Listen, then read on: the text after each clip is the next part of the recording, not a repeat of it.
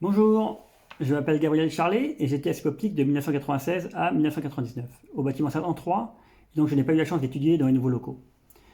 Durant mes 3 années à optique, je me suis notamment occupé du forum et j'ai apprécié, lors de mon passage fin novembre au forum, de voir tous les progrès qui ont pu avoir lieu en 20 ans.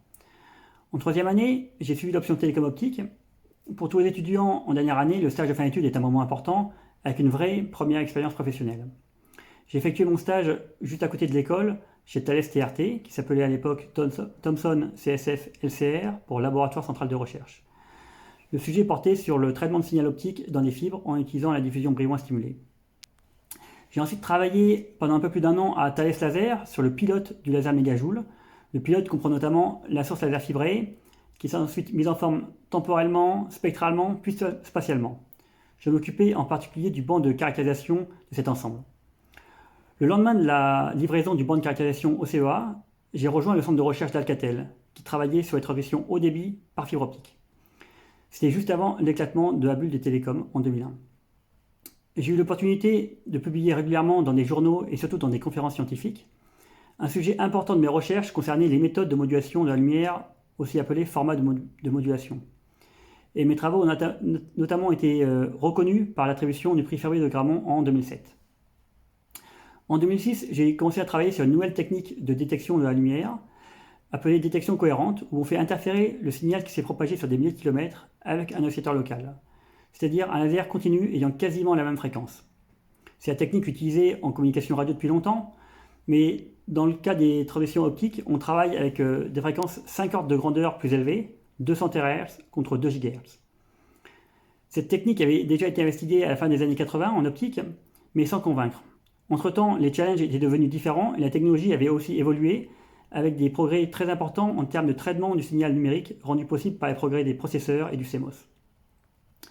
Cette technique a donc permis d'augmenter de façon drastique les débits transmis sur une seule longueur d'onde, en passant de 10 gigabits à 100 gigabits, puis maintenant 400 gigabits et même 800 gigabits par seconde. Et également de simplifier en même temps les systèmes optiques et de rendre les systèmes plus tolérants aux imperfections des fibres. Quelques années après le début de mes recherches en 2006, Alcatel-Lucent a commercialisé les premières solutions 100 gigabits cohérentes. Maintenant, tous les systèmes optiques longue distance utilisent cette technique. Mes travaux sur la détection cohérente m'ont également permis d'être reconnus au niveau international par le MIT, où j'ai notamment reçu le TR Certified ou Technology Review Certified. Suite à la fusion entre Alcatel et Lucent, je me suis rendu compte que le fait de ne pas avoir de thèse pouvait être vu bizarrement depuis d'autres pays. J'ai donc décidé de soutenir une thèse de doctorat et je tiens notamment à remercier Jean-Michel Donatan qui a accepté d'être mon directeur de thèse. Durant mes 18 années chez Alcatel, qui est devenu Alcatel-Lucent en 2007, puis Nokia en 2015, j'ai eu l'occasion d'avoir différents rôles de management. Tout d'abord en gérant une équipe en France, puis en ayant des responsabilités d'équipe en France et en Allemagne. Mais après 18 ans dans la même société, une certaine lassitude s'installe.